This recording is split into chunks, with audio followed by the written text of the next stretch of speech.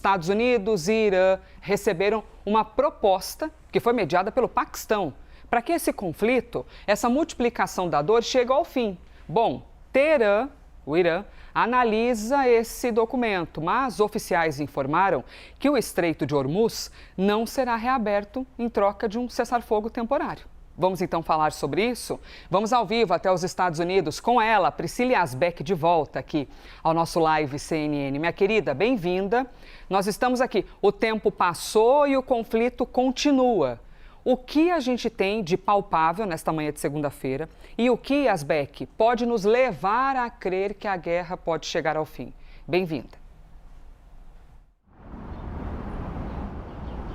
Oi, Elisa, bom dia a você, bom dia a todos que nos acompanham. Elisa, novas conversas aconteceram ao longo dessa madrugada entre autoridades do Paquistão, dos Estados Unidos e do Irã. E esse plano que foi proposto pelo Irã foi apresentado, então, a essas autoridades dos Estados Unidos e do Irã como uma tentativa de trazer um cessar-fogo. Inicialmente, seria um cessar-fogo imediato e seguido de negociações sobre um acordo mais amplo que seria concluído em 15 a 20 dias, isso segundo uma fonte que acompanhou as discussões e que conversou com a agência de notícias Reuters. E esse plano é proposto depois que o presidente dos Estados Unidos, Donald Trump, subiu o tom sobre as ameaças de novos ataques ao Irã se o Irã não abrisse o Estreito de Hormuz até amanhã, às 8 horas aqui do horário local, às 9 horas aí do horário de Brasília. O chefe do exército do Paquistão disse que conversou com o vice-presidente dos Estados Unidos, J.D. Vance, com o enviado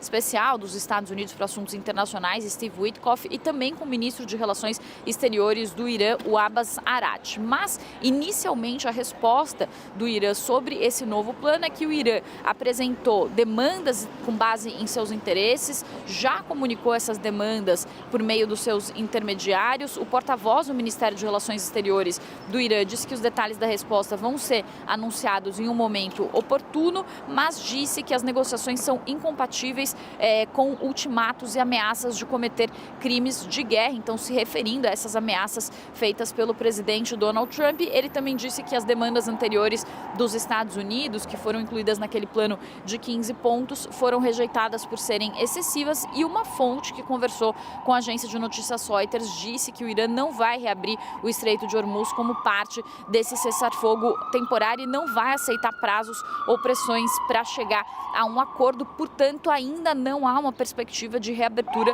do Estreito de Hormuz, que é essa rota vital de transporte do petróleo, responsável por cerca de 20% do transporte mundial de petróleo. Uma outra informação também, Elisa, que o site de política Axios, que tem contato com fontes importantes do governo americano, também tinha relatado no domingo que os Estados Unidos, o Irã e também mediadores estavam discutindo esse possível cessar-fogo, que seria um cessar-fogo de 45 dias e seria um acordo que seria feito, então, em duas partes, com esse cessar-fogo imediato e depois também com conversas mais aprofundadas que poderiam levar ao fim permanente da guerra. E isso acontece depois que o presidente Donald Trump fez uma publicação nas suas redes sociais, na Truth Social, repleta de palavrões, e nessa postagem ele ameaçou novos ataques à infraestrutura energética e de transporte do Irã caso o país não feche um acordo com os Estados Unidos e não reabra o Estreito de Hormuz até essa terça-feira. E depois ele fez uma nova postagem